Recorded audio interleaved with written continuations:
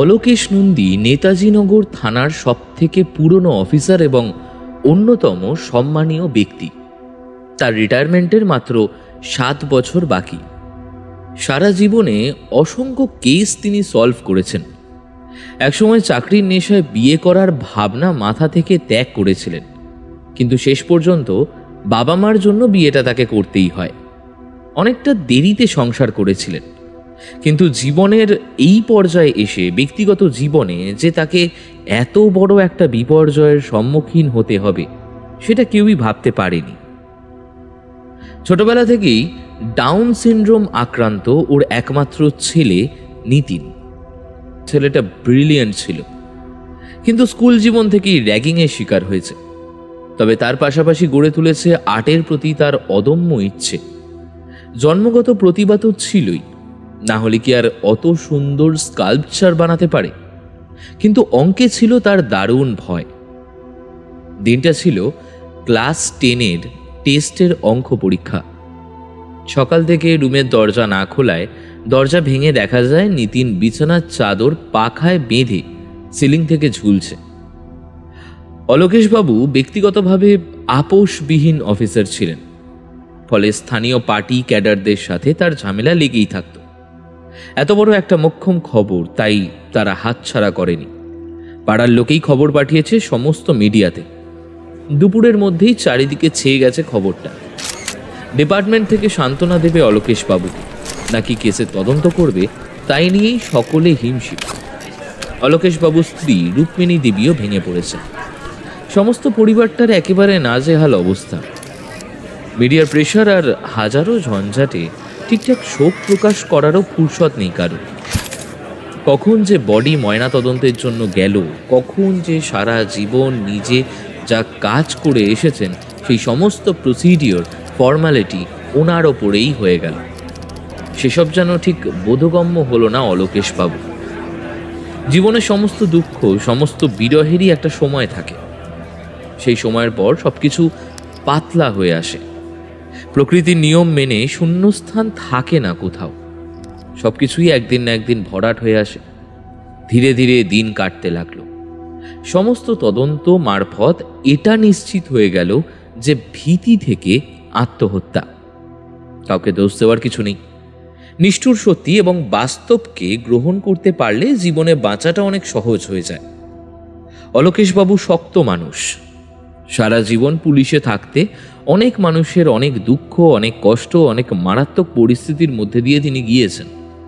তাই ধীরে ধীরে উনিও স্বাভাবিক হয়ে আসেন। তবে যেটা নতুন করেন তা হলো ইনভেস্টিগেশন ছেড়ে ডেস্ক জব নিয়ে নেন। এতদিন শুধুমাত্র ইনভেস্টিগেশন ভালোবেসে নিজের প্রমোশন গ্রহণ করেননি। এবার প্রমোশনটাও গ্রহণ করে ইনফরমেশন ডিপার্টমেন্টের প্রধান হলেন। ফলে চাকরির পরিসীমা 10টা 5টায় বেঁধে গেল। অফিস শেষে বাড়ি এবং বাড়ির পরে অফিস, এই হলো জীবনের নতুন রুটিন। দিন কাটতে লাগলো আবার। চেনা পরিচিত সবাই একরকম মেনে নিলেন যে অলোকেশবাবু পরিস্থিতির সাথে মানিয়ে নিয়েছেন। 8 মাস কেটে গেছে। কলকাতা শহরে এর মাঝে আরো অনেক আত্মহত্যা, আরো অনেক খুন, রাহাজানির ঘটনা ঘটে গেছে। অবসরপ্রাপ্ত ক্রাইম জার্নালিস্ট কিংশুক লাহিড়ীর অবসর জীবনের নেশা রোজ খবরের কাগজ থেকে গুরুত্বপূর্ণ খবরগুলো পেপার কাটিং করে নোটিশ বোর্ডে এঁটে রাখা। এজন্য স্ত্রী উর্মিলা দেবীর কাছে অবশ্য বিস্তর কথা শুনতে হয় তাকে। তবে এই কাজের সুবিধে হলো মাঝে মধ্যেই নানান জায়গা থেকে ওর কাছে ফোন আসে। পুরনো এবং জ্ঞানী জার্নালিস্ট হওয়ায় সব মহলেই জানা পরিচিতি আছে তার। তাই মাঝে মাঝেই ওকে সিধু জ্যাটা হয়ে উঠতে হয়। অবসরের মাঝে এটাও বেশি তাড়িয়ে তাড়িয়ে উপভোগ করেন তিনি।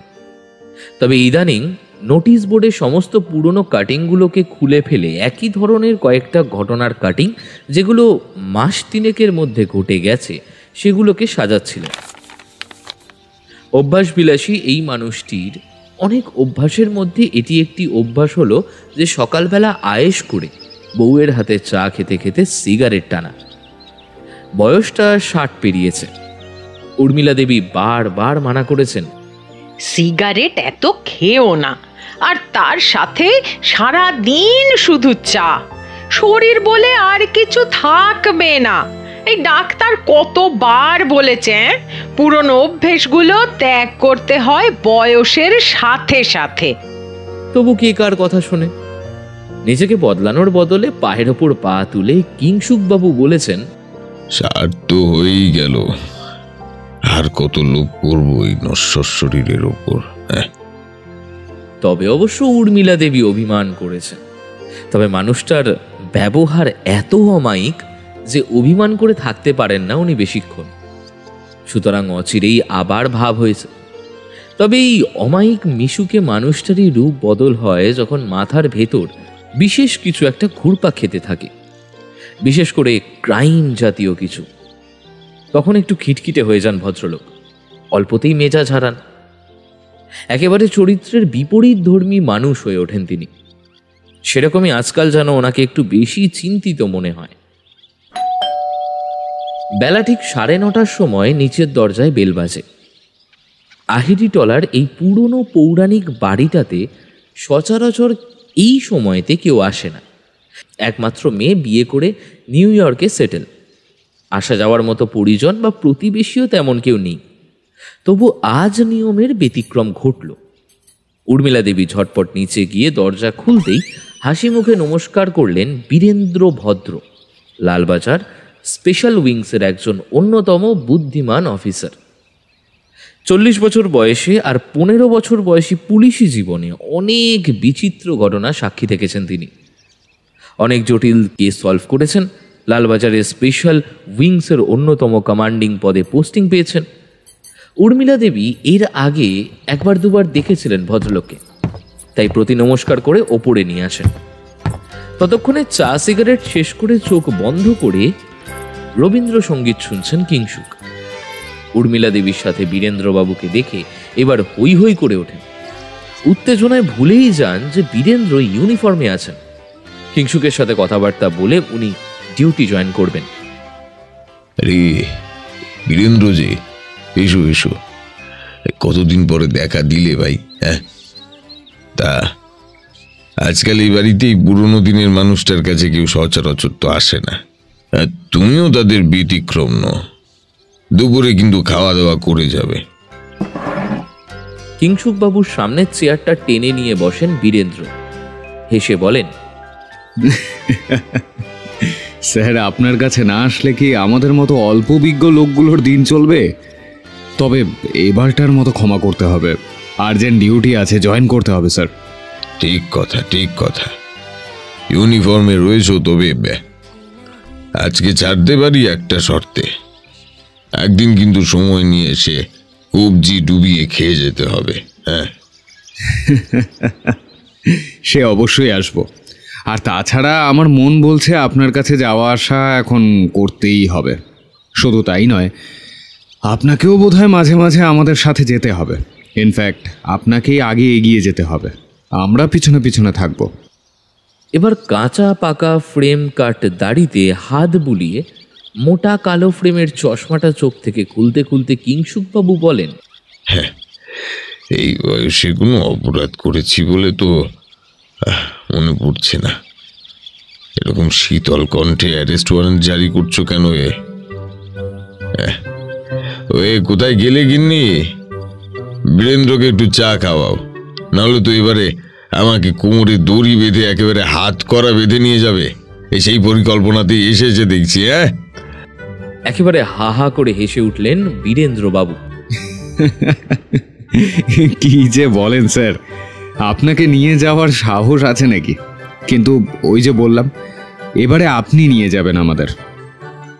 এবারে একটু ডান দিক বাঁ দিক দেখে স্ত্রীর আসার ব্যাপারে নিশ্চয়তা করে নিয়ে পকেট থেকে আরেকটা সিগারেট বের করে ধরাতে ধরাতে কিংসুকবাবু বললেন, ব্যাপারটা গোলমালের মনে হচ্ছে। একদম ঠিক কথা স্যার, ভয়ানক গোলমাল। যেমন শিশু হত্যা। ঠিক ধরেছেন স্যার, ব্যাপারটা সিরিয়াল কিলিং মনে হচ্ছে। এবারে এক মুখ ধোঁয়া ছেড়ে কিংসুক বললেন, তোমাদের সব বিষয়টাতেই সিরিয়াল কিলিং আর সাইকোলজিক্যাল মোটিভেশন, তা কিছু ভেবেছো?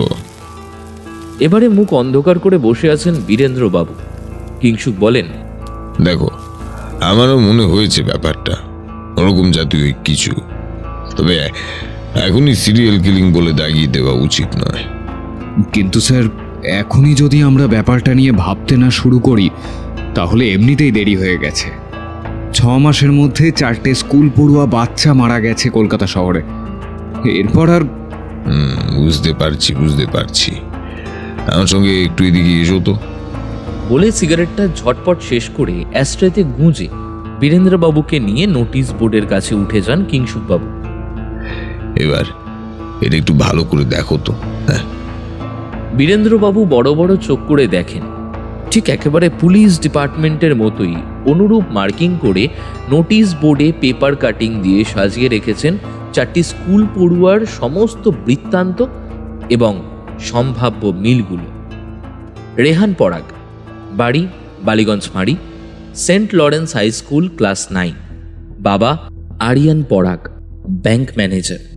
মৃত্যুর কারণ সঙ্গে আনা পানীয় জলে বিষক্রিয়া, স্কুলের মধ্যে মৃত্যু।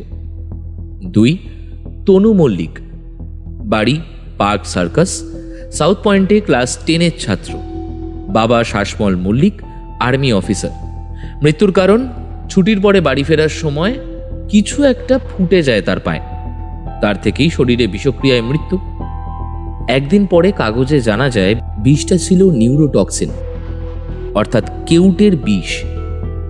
নাম্বার 3 সঞ্জয় কামাল, বাড়ি তেঘড়িয়া, প্রমিলা স্কুল, মাধ্যমিক ক্যান্ডিডেট ছিল। বাবা মৃত্যুঞ্জয় কামাল, সরকারি ক্লার্ক। মৃত্যুর কারণ স্কুল গেটের থেকে আনা আইসক্রিম খেয়ে মৃত্যু। নাম্বার 4 মোহিনী গাঙ্গুলি, বাড়ি টালিগঞ্জ ফাঁড়ি, অশোক কৃষ্ণ বয়েজ স্কুলে 11 বর্ষের ছাত্র। বাবা শুভময় গাঙ্গুলি, পুরোহিত। মৃত্যুর কারণ রাতের বেলায় একা পড়ে বাড়ি ফেরার সময় স্টোনম্যানের স্টাইলে মাথায় পাথর মেরে হত্যা। এগুলো দেখতে দেখতে চা নিয়ে আসেন উর্মিলা দেবী। দুজনে চায়ের কাপ হাতে নিয়ে চুমুক দিতে থাকেন। উর্মিলা দেবী মজা করে বলেন, তাহলে পুরনো বাতিকটা আবার কাজে লাগতে চলেছে। ডিপার্টমেন্টের অর্ধেক কাজ তো ইনিই করে রেখেছেন। যাই হোক, তোমরা কথা বলো, আমি চললাম। আমার আবার দেরি হয়ে যাবে না হলে রান্না বান্না করতে।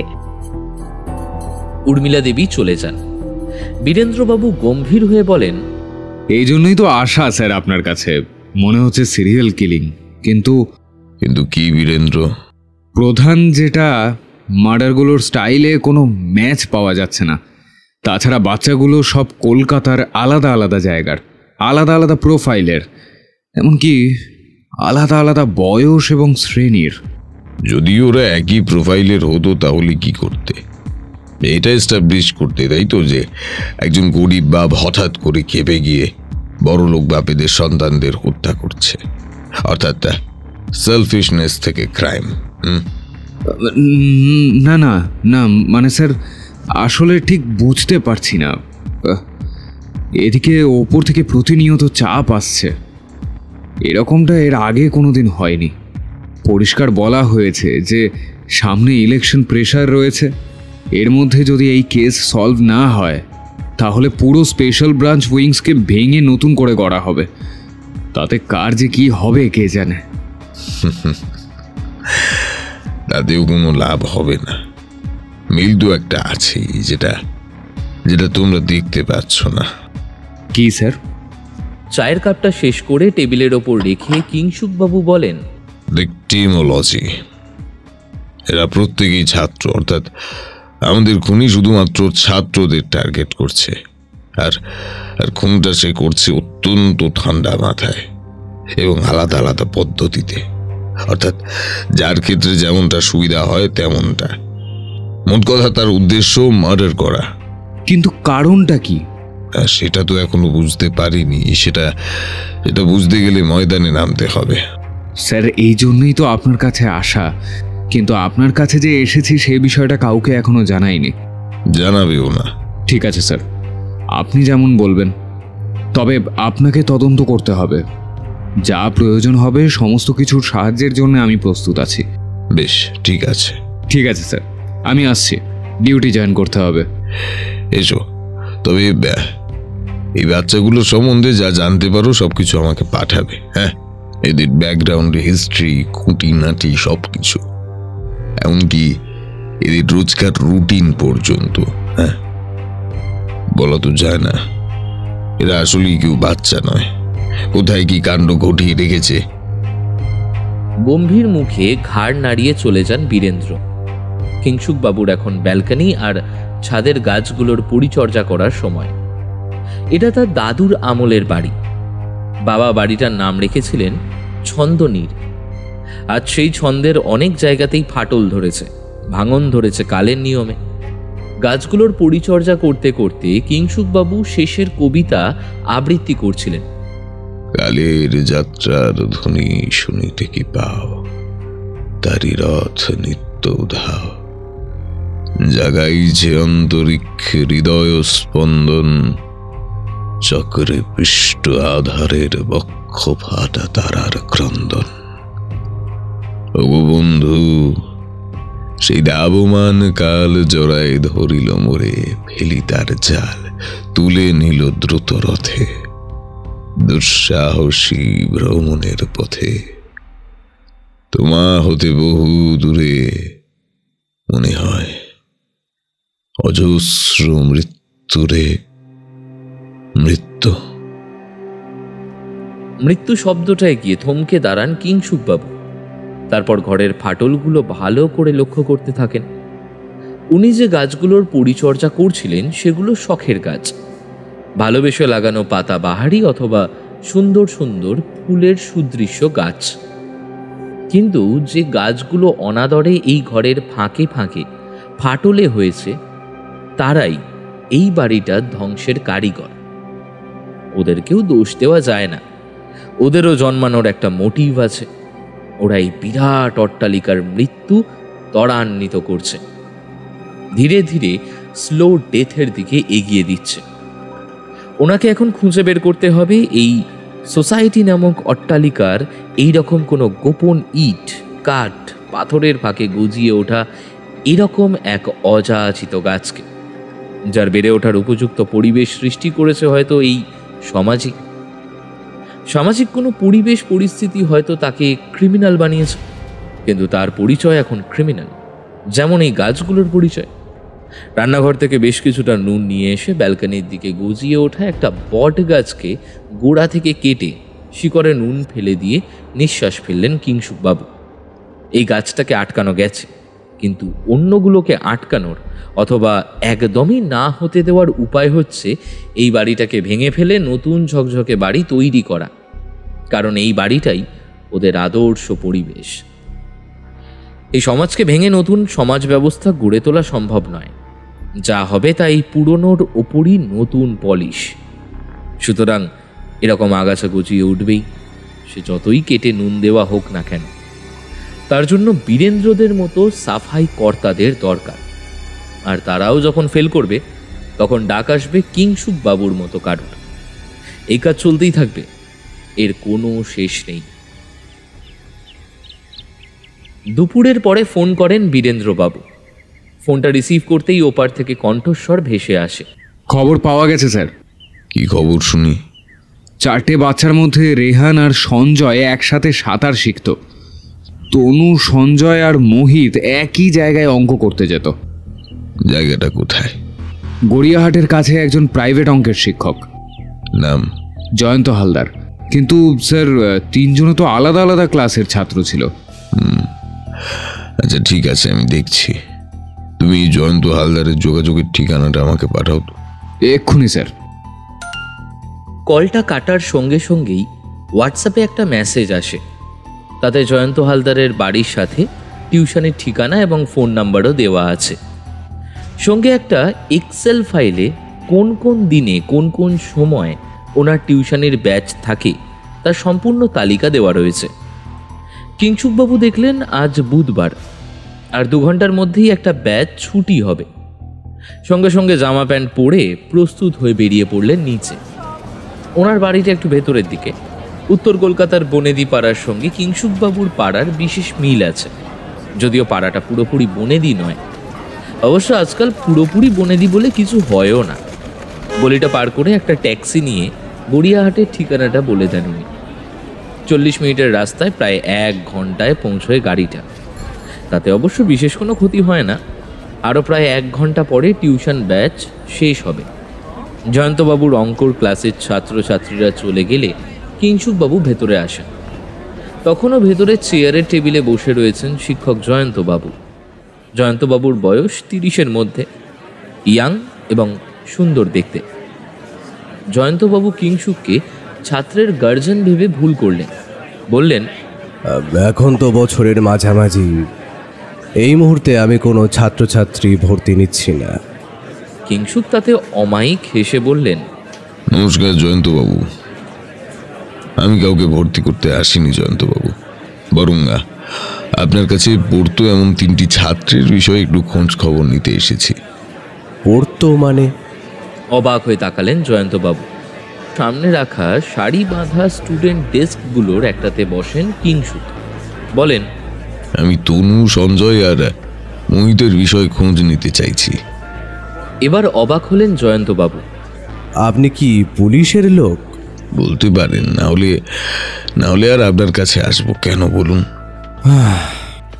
একটা নিঃশ্বাস ফেলে জয়ন্তবাবু বললেন, ভালো ছাত্র হলে বলতে ভালো লাগে জানেন তো, কিন্তু ছেলেটা এমন কাণ্ড করে গেল যে আমার নাম তো ডোবালোই, সঙ্গে কাউকে কিছু বলার অবস্থাও রাখলো না। ভ্রু কুঁচকে কিংসুক বলেন, কেন? ওটা কি আপনার কথা শুনতো না? যতদূর জানি মোহিত বিজ্ঞানের ছাত্র ছিল, বাকিদের রেজাল্টও তো খুব খারাপ বলে মনে হয় না। এবার একটু সামনের দিকে ঝুঁকে এসে জয়ন্তবাবু বললেন, রেজাল্ট কি সব কিছু বলে দিতে পারে? এমনিতে পড়াশোনায় খুব একটা খারাপ ছিল না। মোহিতকে আমি অনেক ছোটবেলা থেকেই পড়াচ্ছি। ওর আগের রেজাল্টগুলো যদি কম্পেয়ার করেন, দেখবেন মাধ্যমিকের পর সায়েন্স নেওয়ার পর থেকেই ক্রমেই ওর অবনতি হয়েছে। সেজন্য আমার কাছে বকুনিও খেয়েছে। এবারে সোজাসুজি জয়ন্তবাবুর দিকে চেয়ে কিংসুক একটা প্রশ্ন করলেন, এতক্ষণ ধরে যেটা বলতে চেয়েও বলতে পারছেন না সেটা বলুন তো। গন্ডগোলটা কি করতো ওরা? গন্ডগোল? এবার একটা নিঃশ্বাস ফেললেন জয়ন্তবাবু। তারপর একটু থেমে বললেন, মোহিত ছিল দলের পান্ডা। নেশা ভাঙ থেকে শুরু করে মেয়েদের বিরক্ত করা পর্যন্ত সব কিছুই করত। আর কিভাবে যেন বাকি দুজনকেও দলে নিয়েছিল। বহুবার মানা করেছি, বহুবার বাড়িতেও জানিয়েছি, কোনো ফল হয়নি। উল্টে আমাকেই থ্রেট শুনতে হয়েছে। থ্রেট কিরকম? শামসুল মল্লিক, তনুর বাবা, আপনি হয়তো জানেন যে উনি একজন আর্মি অফিসার। ওর বাবাকে ফোন করার পর তিনি পরিষ্কার আমাকে বলেন যে ওর ছেলের নামে আমি যদি আর কোনোদিন কমপ্লেন করি বা কোনো রকম স্টেপ নিই, তাহলে আমাকে স্টুডেন্ট হ্যারাসমেন্টের কেস দিয়ে জেলে ঢোকাবে। তারপর আপনি আর কিছু করেননি, তাই তো? না, যেদিন পড়তে আসার ইচ্ছা হয় আসতো, না আসার ইচ্ছে হলে না আসতো। আমি আর বেশি মাথা ঘামাতাম না, শুধু প্রার্থনা করতাম যত তাড়াতাড়ি সম্ভব আমার ব্যাস থেকে বিদায় নিলেই বাঁচি। বুঝলাম। আরেকটা সাহায্য লাগবে। হ্যাঁ বলুন। শেষ 1 বছরে আপনার স্টুডেন্টদের ডেটা রেকর্ডটা একবার আমায় দিতে হবে। বেশ, তো আপনার মেইল আইডিটা বলুন, আমি এক্ষুনি পাঠিয়ে দিচ্ছি। অচিরেই কিংসুকের মেলে জয়ন্তবাবুর শেষ 1 বছরের সমস্ত ছাত্রদের ডেটার রেকর্ডস পাঠিয়ে দেন। সেটা একবার চোখ বুলিয়ে নমস্কার করে উঠে পড়েন উনি। বাড়ি ফেরেন কিন্তু বেশ রাত করে। আরও বিভিন্ন জায়গা ঘুরে বাড়ি ফিরতে রাত 10:30 বেজে যায়। রাতে খাওয়া দাওয়া করে ল্যাপটপে জয়ন্তবাবুর পাঠানোর রেকর্ডটা চেক করতে করতে ঠোঁটের কোণে একটা মৃদু হাসি খেলে যায় ওনার। বিছানায় যেতে যেতে 12:30 বেজে যায়।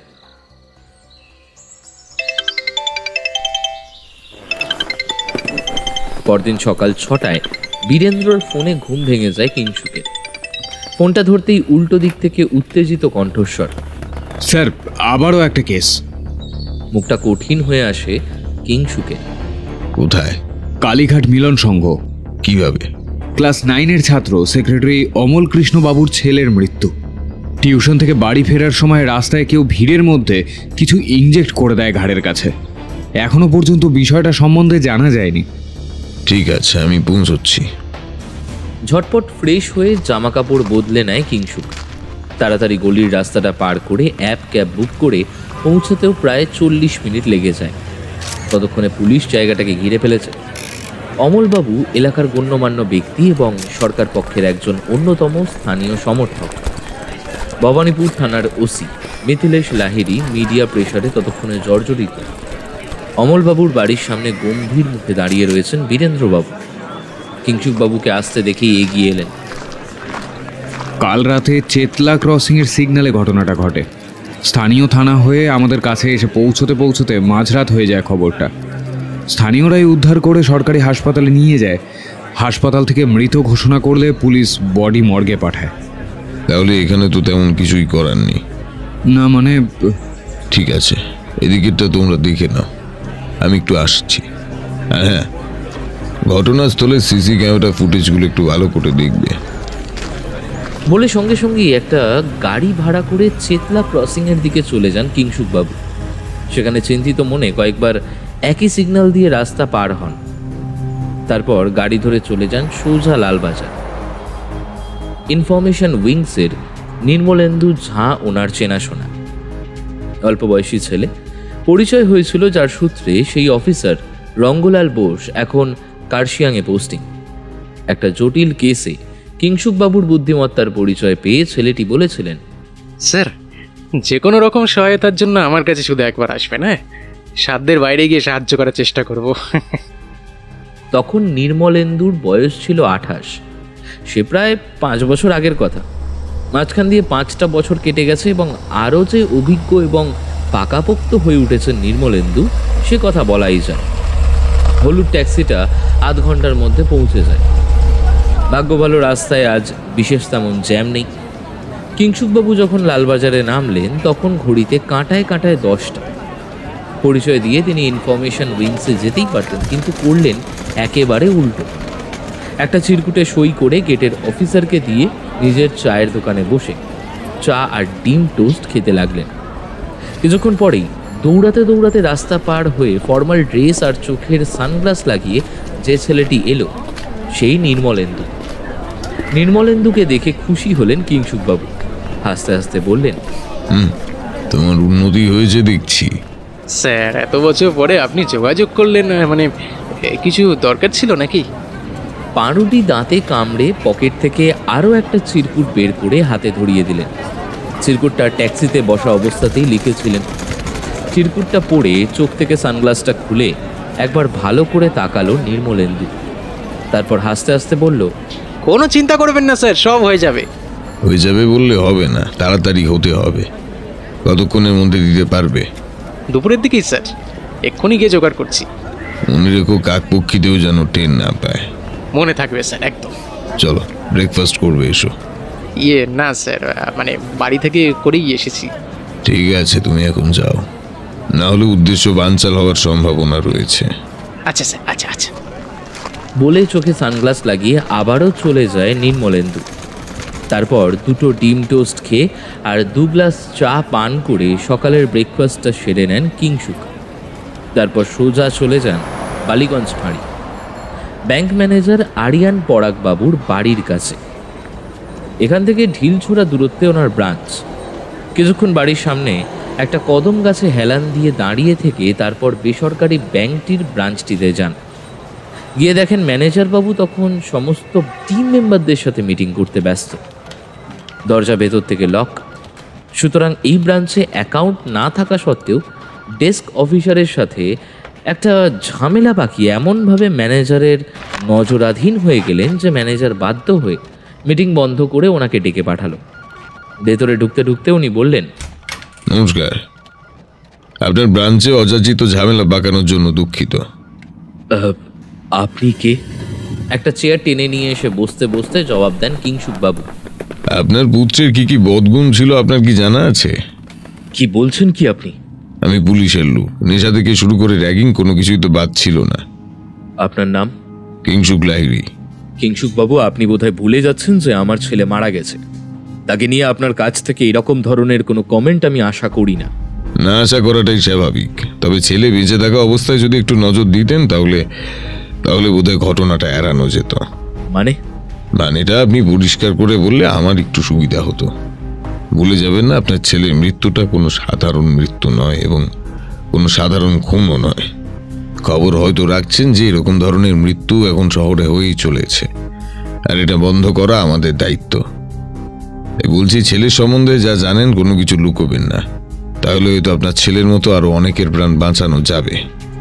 অনেক বাবা মার কোল খালি হবে না। এবারে ভেঙে পড়েন আরিয়ান পারাগ। বাংলাটা উনি ভালোই বলেন।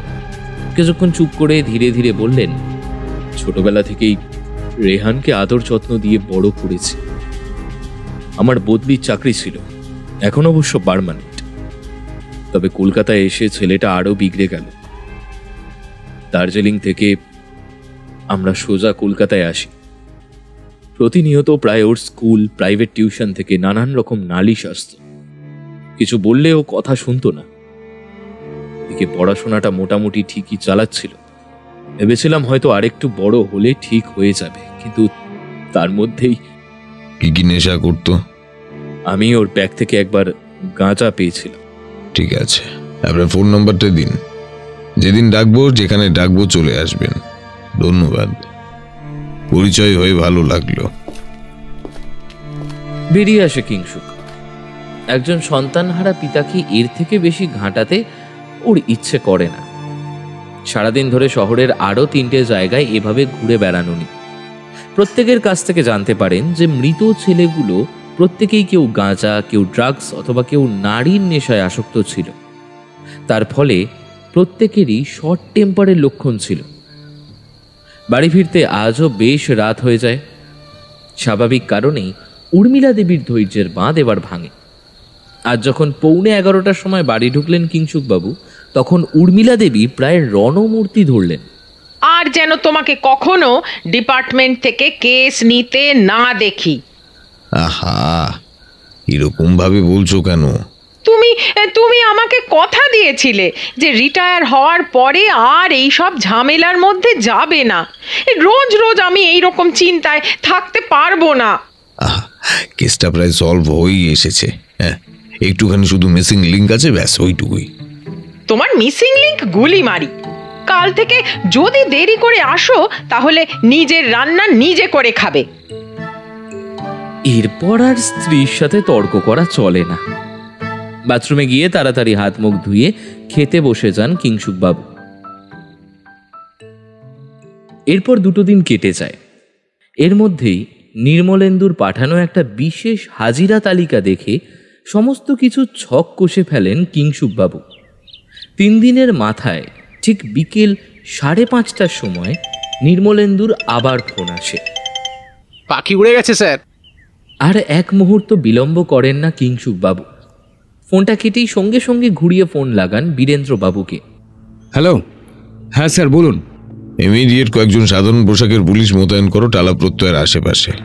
কেন স্যার, কিছু ঘটতে চলেছে? আমি পৌঁছচ্ছি, তুমিও পৌঁছো।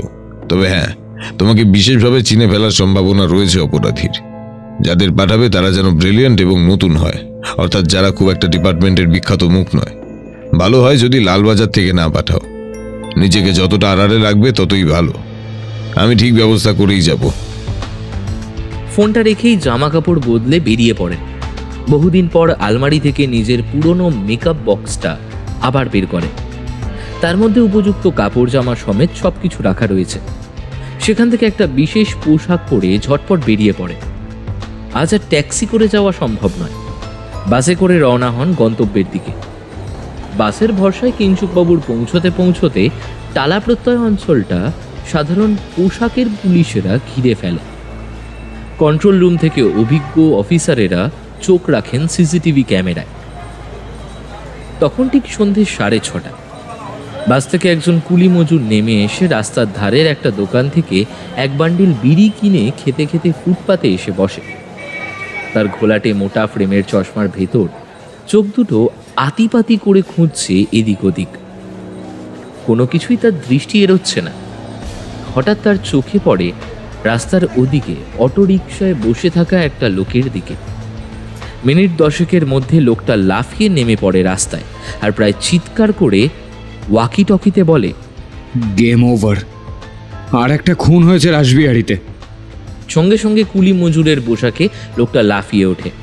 দৌড়ে রাস্তা পের হয়ে অটোরিকশা থেকে নেমে আসা বীরেন্দ্রবাবুর সামনে গিয়ে নিজের চোখের চশমা, মাথার গামছা আর মুখের ছদ্ম দাড়িটা খুলে ফেলে চিৎকার করে বলেন, মিস হয়ে গেল, অল্পের জন্য মিস হয়ে গেল রে, আমাদের চোখে ঠিক ধুলো দিয়ে গেল। সঙ্গে সঙ্গে ভয়ানক কঠিন হয়ে ওঠে কুলি মজুরের পোশাক থেকে বেরিয়ে আসা কিংসুকবাবুর মুখ। প্রায় চিৎকার করে বীরেন্দ্রবাবুকে বলেন, আমি সিসি ক্যামেরা ডিটেলস দেখতে পাঠিয়েছিলাম, সেটা কোথায়? বীরেন্দ্রবাবু একটু ঢোক গিলে বলেন, স্যার, যে এরিয়াগুলোতে ক্রাইম ঘটেছে সেইগুলোতে সিসিটিভি ক্যামেরা আগে থেকেই খারাপ ছিল, অথবা কোনো কারণে বন্ধ ছিল। স্যার বলছি, আমাদের কি ওখানে একবার যাওয়া উচিত? গিয়ে কি করবে? স্থানীয় পুলিশ যা করছে তার থেকে বেশি কিচ্ছু করতে পারবে? একটা কথা বুঝতে পারছো তুমি? কি স্যার? যে ক্রিমিনাল সে কি করে জানলো যে কখন কখন কলকাতার কোন কোন এরিয়ার ক্যামেরা বন্ধ থাকে? মানে স্যার?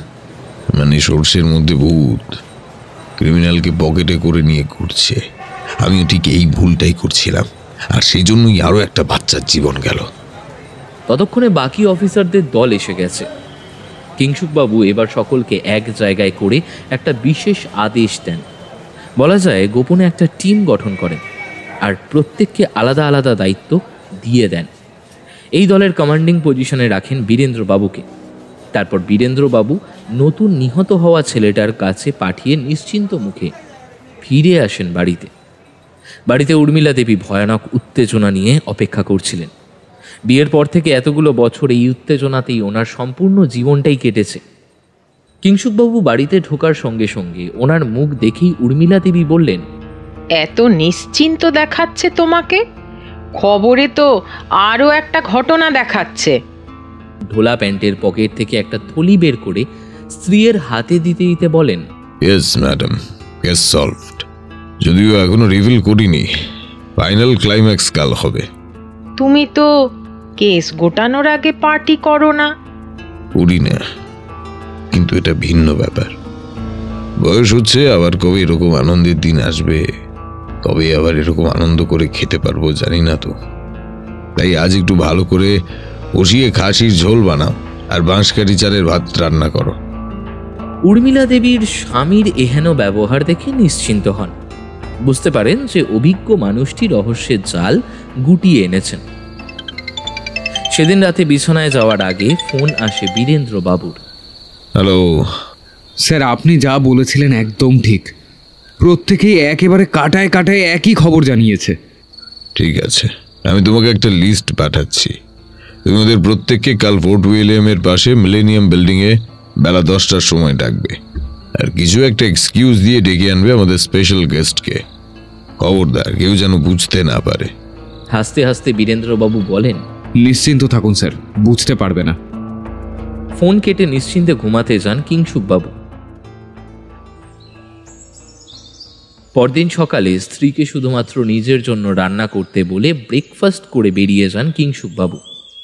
ঘড়িতে কাঁটায় কাঁটায় 10টার সময় পৌঁছে দেখেন মিলেনিয়াম বিল্ডিংয়ের কনফারেন্স রুমটা জমজমাট। সেখানে একসাথে উপস্থিত আরিয়ান পারাগ, শ্যামসুল মল্লিক, মৃত্যুঞ্জয় কামাল, শুভময় গাঙ্গুলি, অমল কৃষ্ণ এবং গতকালের মৃত ছাত্রের পিতা সোহম রায়চৌধুরী। প্রত্যেকের মুখেই উদ্বেগ, উৎকণ্ঠা, রাগ এবং দুঃখ একসাথে প্রকাশ পাচ্ছে। প্রত্যেকেই বসে আছে একটা লম্বা টেবিলের দুপাশে সাজানো চেয়ারগুলোতে। ডিপার্টমেন্টের তরফ থেকে পুলিশের কয়েকজন সশস্ত্র কনস্টেবল অপেক্ষা করছে বাইরে, এবং ভেতরে রয়েছেন বীরেন্দ্রবাবু আর ওর অ্যাসিস্ট্যান্ট কাম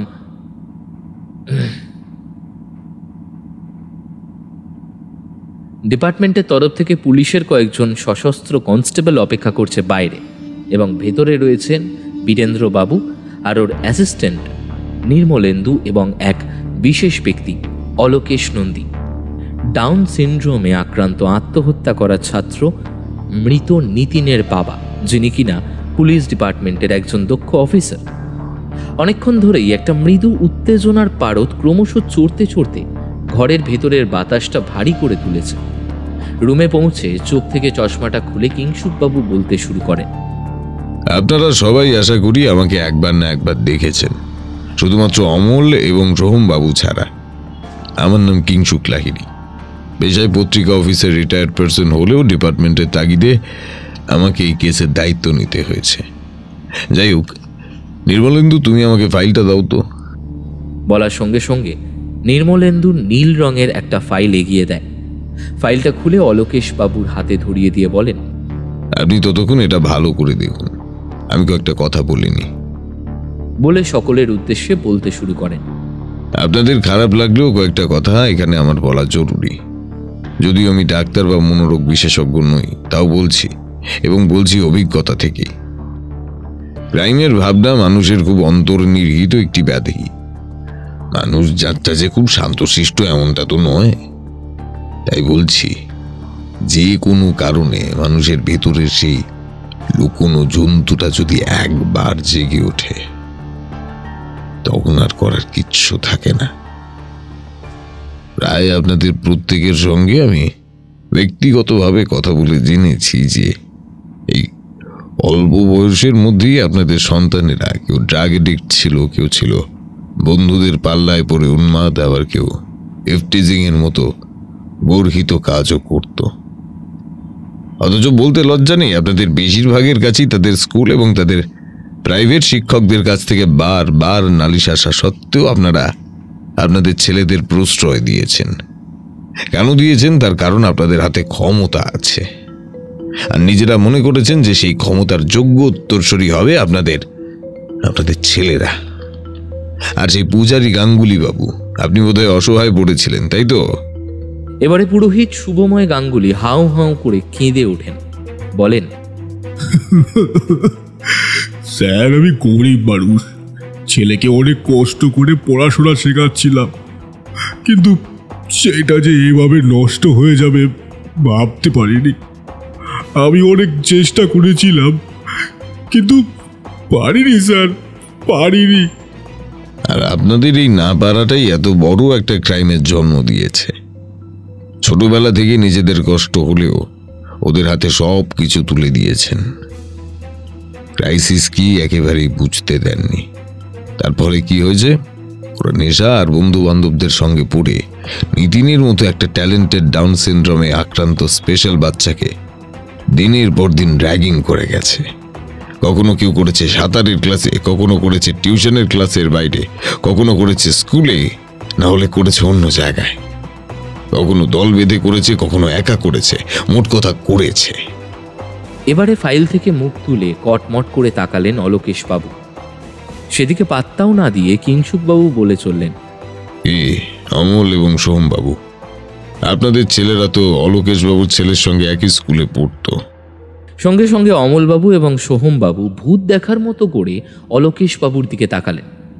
এবারে কিংসুকবাবু বললেন, আপনাদের হাতে যে ফাইলটা আছে সেই ফাইলে বাচ্চাগুলোর খুনের দিনক্ষণ এবং সঙ্গে আপনার অফিস থেকে বেরোনোর সময় এবং আপনার বাড়ির সামনে সিসি ক্যামেরার ফুটেজ অনুযায়ী আপনার বাড়িতে ঢোকার সময় ট্যালি করা আছে।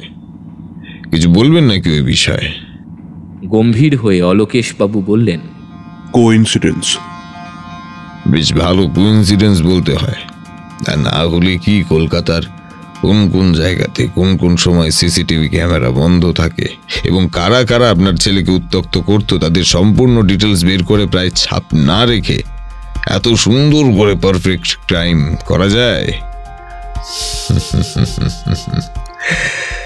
আপনার তো মনে হয়েছিল যে ডিপার্টমেন্টের সম্মানের থেকে আপনার প্রিয় পুত্রের প্রতিশোধ নেওয়ার ব্যাপারে আপনার নামের পাশে সিরিয়াল কিলার শব্দটাই আপনার বেশি পছন্দ হবে।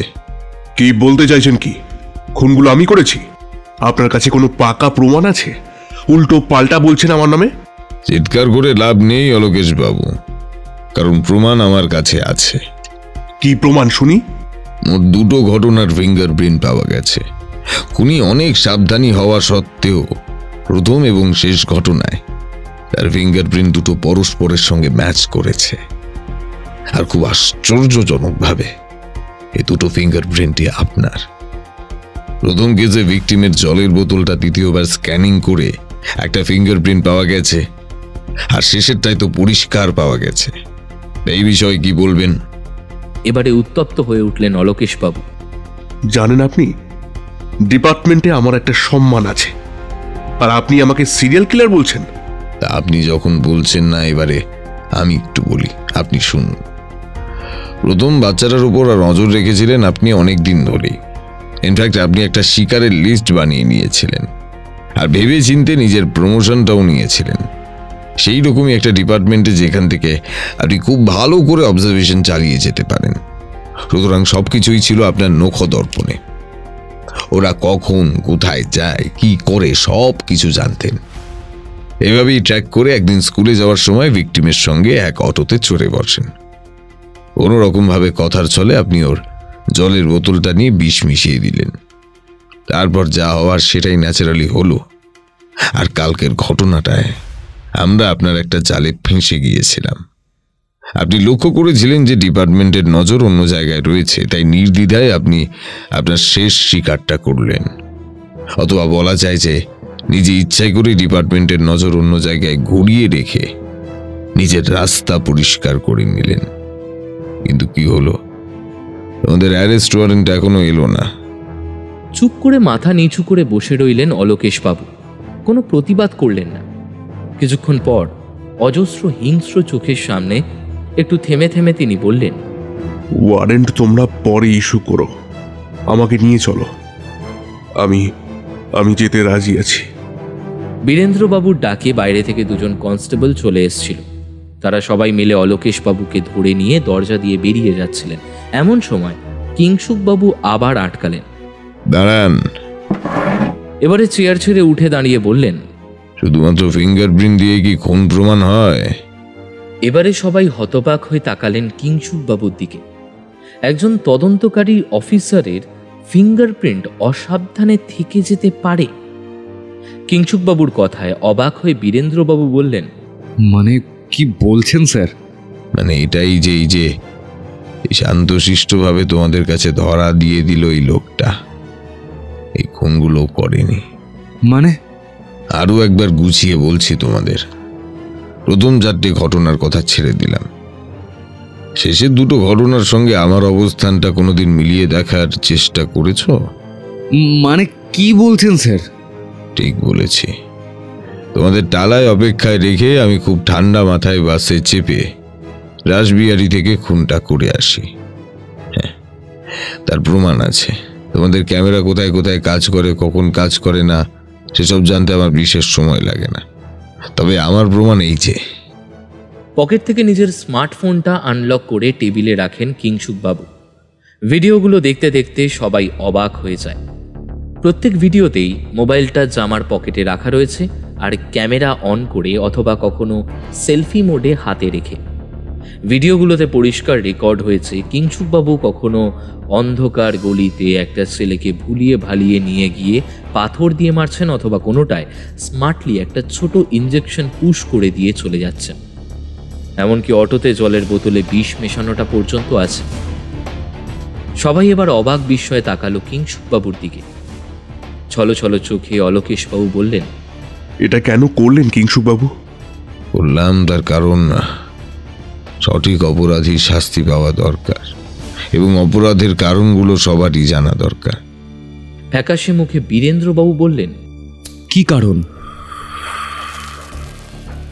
কেসটা আমি সমাধান করিনি, করেছেন অলোকেশবাবু। তোমাদের সবার অলক্ষ্যে একটা ভালো ডিপার্টমেন্টে থাকার সুবাদে গুছিয়ে সমাধান করেছিলেন কেসটা। কিন্তু যখন দেখলেন যে আমি ঘটনাগুলো ঘটাচ্ছি, তখন চেপে গেলেন। কারণ উনি হয়তো ভেবেছিলেন যে আমার প্রতিশোধ নেওয়া হয়ে গেলে আমি ঘটনাগুলো বন্ধ করে দেব আর ফাইল চাপা পড়ে যাবে। উনি ঠিকই ভেবেছিলেন, তবে এই ঠিকটা আমি করতে পারলাম না। সারা জীবন সৎ থেকেছি, মরতে হলে সৎ পথেই মরব। আর কেন করলাম জানো?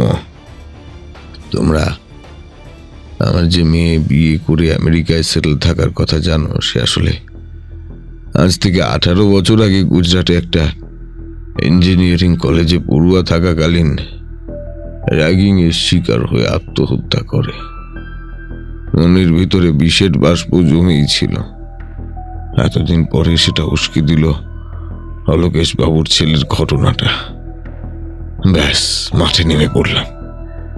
জানি জাস্টিফাইড নয়, তবু আমার মেয়ের বদলা না নিতে পারলেও অলোকেশ বাবুর মনের গ্লানি কিছুটা হয়তো কম করতে পারলাম।